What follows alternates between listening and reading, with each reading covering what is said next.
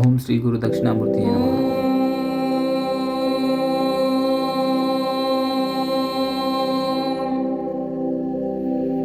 मौनं व्याख्या प्रकटित परब्रह्मतत्त्वं युवानम्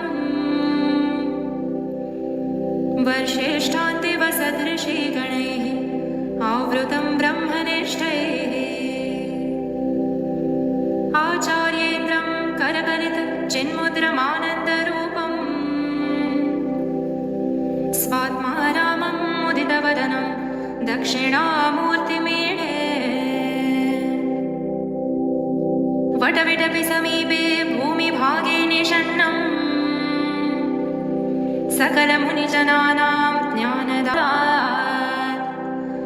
त्रिभुवनगुरुमीशं दक्षिणामूर्तिदेवम् जननमरणदुःखच्छेददक्षं नमामि। चित्रं वटतरोर्मूले वृद्धा शिष्या गुरुर्युवा गुरोस्तु मौनं व्याख्यानं शिष्यास्तु छिन्नसंशयाः निधये सर्वविद्यानां भिषजे भवरोगिणां गुरवे सर्वलोकानां दक्षिणामूर्तये नमः। ॐ नमः प्रणवार्थाय शुद्धज्ञानैकमूर्तये निर्मलाय प्रशान्ताय दक्षिणामूर्तये नमः।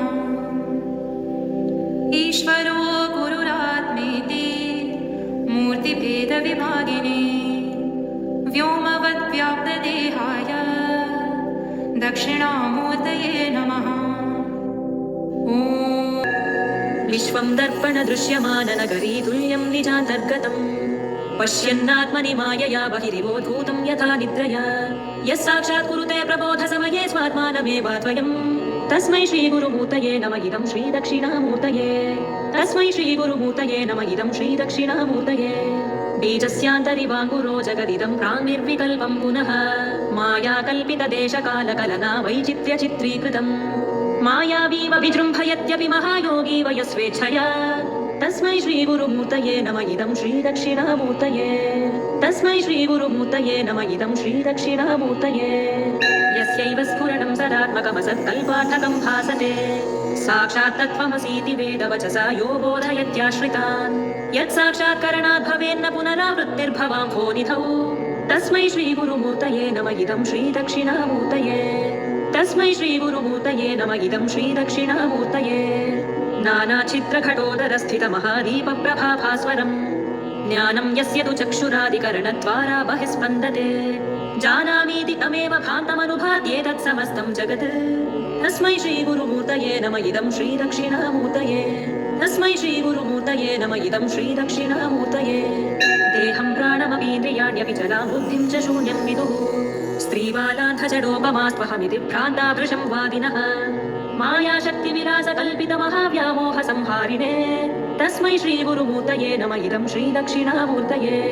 तस्मै श्रीगुरुमूर्तये नम इदं श्रीदक्षिणामूर्तये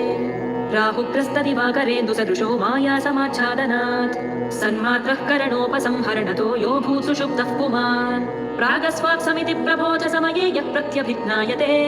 तस्मै श्रीगुरुमूर्तये नम इदं श्रीदक्षिणामूर्तये तस्मै श्रीगुरुमूर्तये नम इदं श्रीदक्षिणामूर्तये बाल्यादिष्वपि जाग्रदादिषु तथा सर्वास्वस्थास्वपि व्यावृत्तास्वनुवर्तमानमहमित्यन्तः स्फुरन्तं सदा स्वात्मानं प्रकटीकरोति भजतां यो मुद्रया भद्रया तस्मै श्रीगुरुमूर्तये नम इदं श्रीदक्षिणामूर्तये तस्मै श्रीगुरुमूर्तये नम इदं श्रीदक्षिणामूर्तये विश्वं पश्यति कार्यकारणतया स्वस्वामि सम्बन्धतः शिष्याचार्यतया तथैव पितृपुत्राद्यात्मना भेदतः स्वप्ने जाग्रति वा य एष पुरुषो माया परिभ्रामितः